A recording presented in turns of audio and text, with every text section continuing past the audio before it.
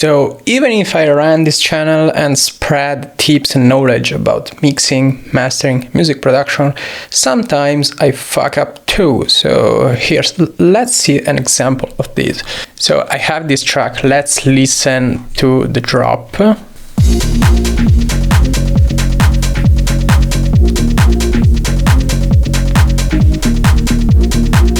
So I realized after quite some time that it sounds a bit dull, and what I did to kind of fix it easily on the master bus is this thing. So let's listen to the difference.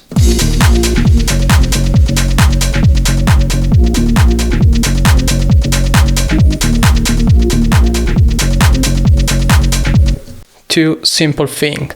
I have this channel EQ with bit of boost on the mids, 2 dB, and like a more severe boost on the highs, so 5 dB.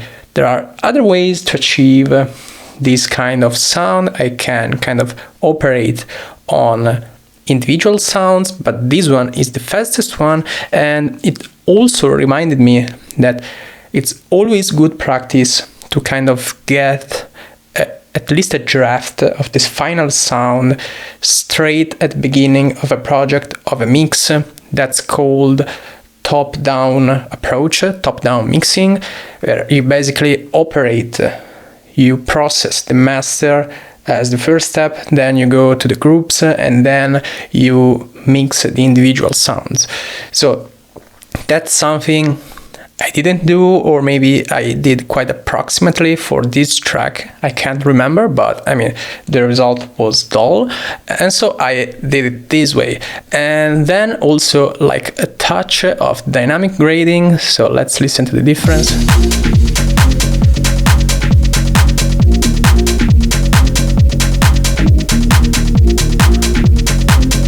So it sounds a bit tighter. And that's basically it. Double check your track. I kind of double, triple, quadruple check this track. I don't know why I fucked this up. Maybe it was a period where I was kind of fried and too biased towards this track. I remember that this track was actually kind of tricky to mix, mostly because of this sound,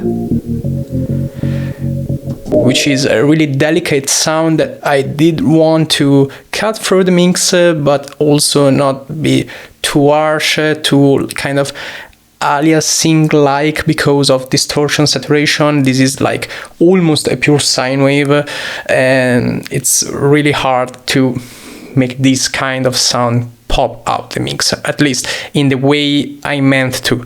So that's it for this video. Hope you enjoyed it, and see you in the next one.